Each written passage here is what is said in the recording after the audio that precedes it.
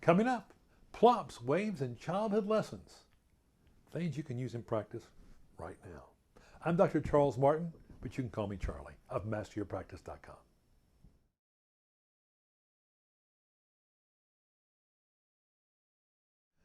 Remember when you were a kid and you would throw rocks into a pond just to see what would happen? I remember being amazed as rocks skipped across the water as if they had wings after a simple sideways throw. It often became a contest with my friend Jimmy and me to see who could get the most skips in. And then back and forth banter about who had the most skips. A little skip counted too, you know. One of those pictures of rocks thrown in the pond has stuck with me. But it's not about skipping rocks. If you throw a rock into a pond, it plops. The plop creates waves. These waves move out and away from the rock and create concentric circles, ever widening.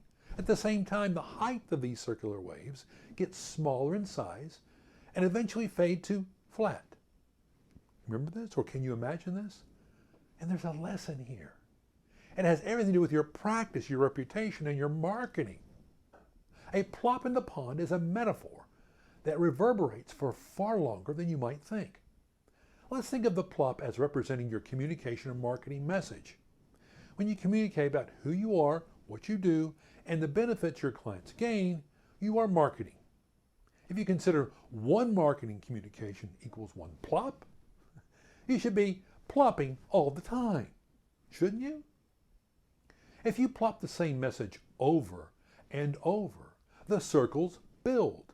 They become larger in height and travel longer. Your marketing messages become more powerful and longer lasting as a cumulative effect of the repeated plops build one top of the other. We know from wave theory that waves join each other synchronously, become larger in amplitude, height, and carry longer and further. With plopping your message continuously, it becomes stronger and grows. Your marketing becomes more effective. So what is the problem? There are really two of them. The first is not understanding plop theory, as described here. The second is the all too common plop stop. That's right, I said it. Plop stop. The individual company that is plopping, the individual practice that is plopping, stops because the effects of the messages in getting more new patients have not shown up yet. This is a classic example of plop stop. Not giving enough time for the plops to build up critical mass and wave size to create the desired effects. Duration of plops over time does have an effect as they build in height and distance. So yes, you do want to make waves, despite what your mom may have told you. Sometimes you must plop for quite a while before your message gets big enough so it can be heard and generate the desired action. Are there other problems? Yep.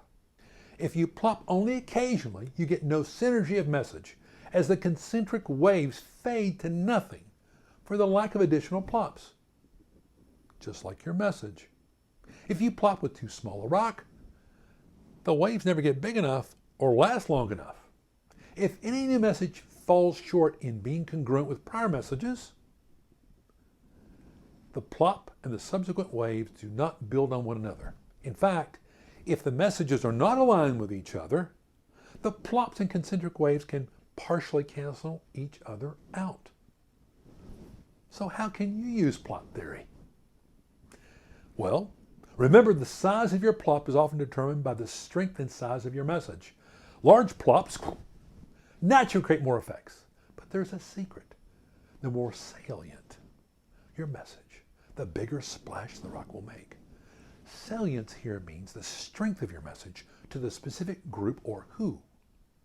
Message strength comes from saying something that matters, not the all too common flowing artful phrases. They've been said so much, they sound good but mean nothing. Does your message have substance? That the message have substance that your recipient can feel? Does the message resonate with thoughts and feelings going on inside the heads of the people you're trying to reach? The public has long past messages that sound good and mean little. Does your message entertain, educate, arouse curiosity, surprise, or amuse? It should.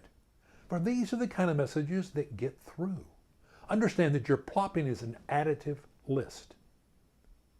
As you continue to make more plops, the results switch to exponential improvement. This is the reason that long-time marketers get stronger over time. Plop theory says repeated systematic communication with a message worth hearing creates effects. All those little actions you do have effects in the future, even when you can't see them right away. It all adds up. While throwing a rock in a pond is child's play, applying plop theory is all about making your practice work. Where else does plop theory have effects? Your reputation? Your word of mouth? Your training, your team? There are myriad ways to apply plop theory. What are yours? For more, go to masteryourpractice.com. I'm Dr. Charles Martin, but you can call me Charlie.